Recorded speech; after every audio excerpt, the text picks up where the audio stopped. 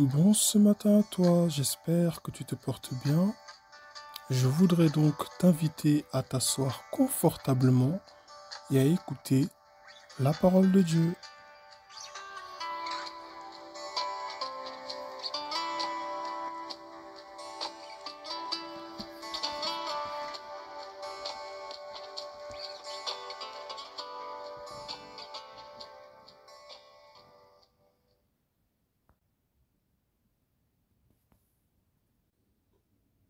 Alors je lis dans le livre de Néhémie, chapitre 2 au verset 20. Il est écrit: Je leur ai fait cette réponse. C'est le Dieu du ciel qui nous donnera le succès et nous, ses serviteurs, nous allons nous lever et nous mettre au travail. Quant à vous, vous n'avez ni part ni droit ni souvenir à Jérusalem. Amen.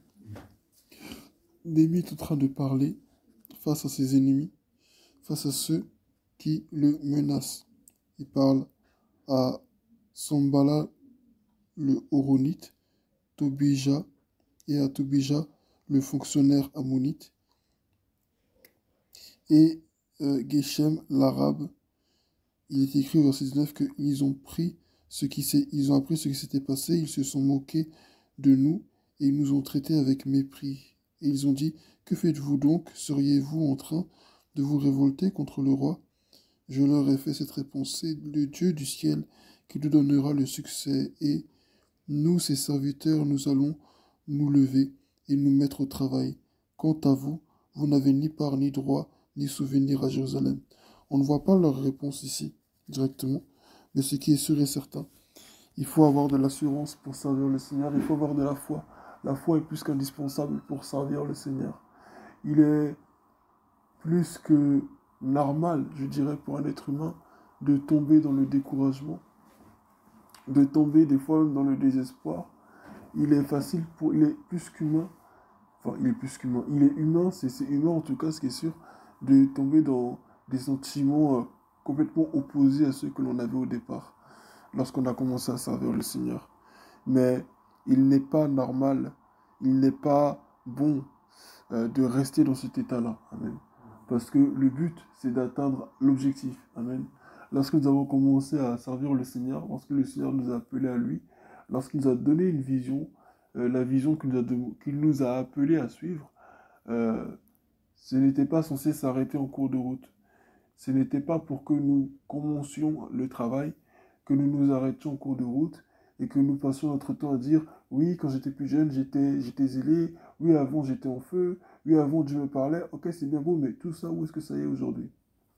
Dieu nous demande de nous lever dans la prière, Dieu nous demande de nous lever aussi dans nos actions, Dieu nous demande de nous lever de toutes les manières possibles et dans tous les domaines de notre vie. Parce que Dieu il a mis en nous la capacité de faire de grandes choses. Nous ne devons pas douter de nous-mêmes. Il y a des gens qui nous regardent et quand ces personnes, des fois, nous voient, elles ne doutent pas de nous. Pourtant, certaines parmi elles ne sont même pas chrétiennes. Mais elles nous regardent avec espoir, elles nous regardent avec attente, elles nous regardent avec admiration et respect. Parce qu'elles voient en nous de grandes personnes. Parfois, il y a des gens qui croient en nous plus que nous-mêmes. Nous devons savoir que Dieu croit en nous. Et Dieu a des espoirs, a des attentes vis-à-vis de nous. Et il croit de tout son cœur que nous pouvons faire ce qu'il nous a demandé de faire. S'il nous a donné une responsabilité, quelle qu'elle soit, c'est qu'il a mis en nous la capacité de répondre, ou du moins euh, de, de pouvoir en tout cas agir en fonction de ce qu'il a mis sur nos épaules. Amen. Il est important que nous répondions présent à l'appel de Dieu. Jésus a dit: c'est le Dieu du ciel qui nous donnera le succès, et nous, ses serviteurs, nous allons nous lever et nous mettre au travail. Jésus n'a pas dit: pourquoi est-ce que vous vous moquez de nous? Pourquoi est-ce que vous nous parlez comme si? Parfois, il ne faut pas s'attarder à se quereller ou à répondre aux arguments par d'autres arguments. Non, la vérité suffit. Amen. La vérité, la parole de Dieu que nous connaissons, elle nous suffit. Et nous devons nous lever avec cette connaissance. Nous devons nous lever avec cette conviction et dire: Dieu m'a dit ça, et c'est ce qui va s'accomplir. Lorsque David allait aller sur le champ de bataille pour affronter Goliath et qu'il a dit: qui est ce géant qui ose s'attaquer au peuple de Dieu ou qui ose insulter le nom de notre Dieu, etc. Son grand frère Eliab derrière a dit, que fais-tu ici, etc. Je connais l'orgueil de ton cœur, et c'est entre ici, c'est sorti là. Et David a dit, n'ai-je pas le droit de m'exprimer? Il n'a pas trop tardé sur lui. Au final, David est parti au combat. Il a remporté la victoire. Parfois, la victoire nous attend sur le champ de bataille. La victoire n'est pas loin. Mais entre la victoire, amen, entre la victoire et euh, la petite épreuve que nous rencontrons avant, la petite distraction que nous rencontrons avant, il y a une sorte de distance, il y a une sorte de fossé.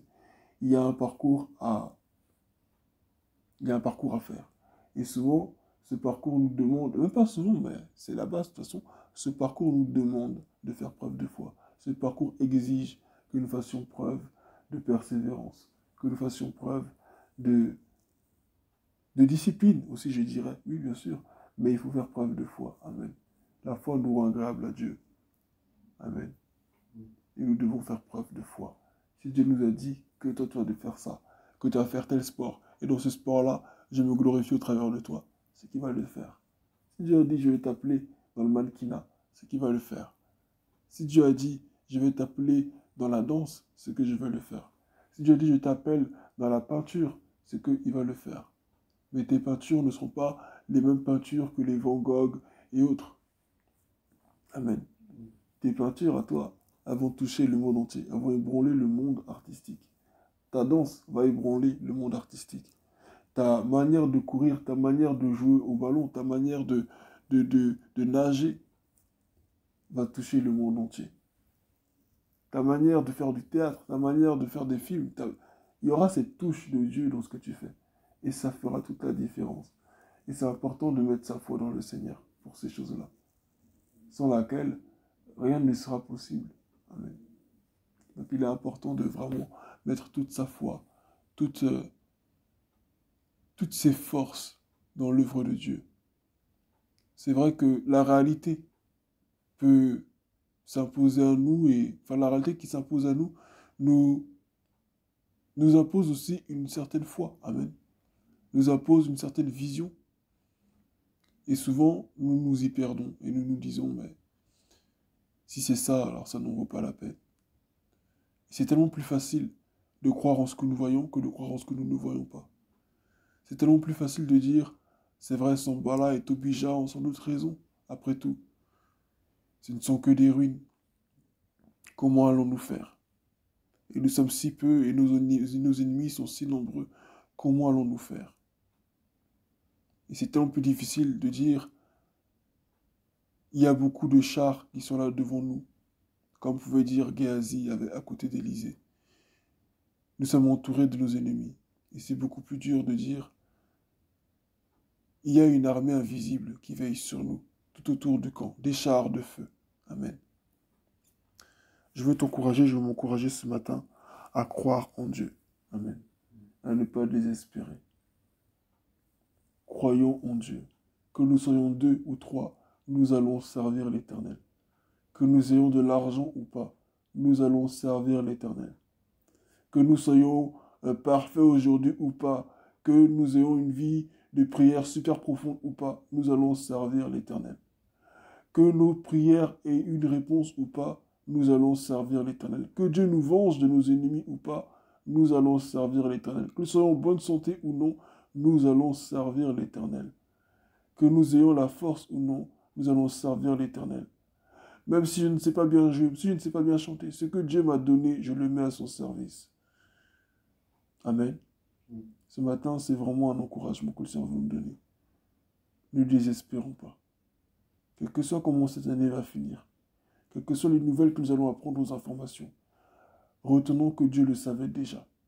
Et si Dieu nous a envoyés dans ce monde, c'est qu'il savait que nous allions pouvoir vivre avec ces réalités. Et qu'il savait qu'on n'avait pas le pouvoir, qu'on n'allait pas avoir encore le pouvoir dans le futur de nous ébranler, de nous éloigner de lui, de nous détruire, de nous réduire à rien. Ces choses que nous vivons n'ont pas le pouvoir de nous réduire à rien, n'ont pas le pouvoir de nous faire sombrer, n'ont pas le pouvoir de nous détruire. Dieu nous a placés en hauteur, au-dessus de tout ce qui peut s'opposer à nous, et au-dessus de tous ceux, c'est-à-dire là, les personnes qui peuvent s'opposer à nous. Amen. Faisons confiance au Seigneur et nous verrons la différence. Que son nom soit béni. Amen. Merci à toi d'avoir écouté ce message. Que Dieu te bénisse et n'oublie pas de garder la foi en Dieu. Très bonne journée.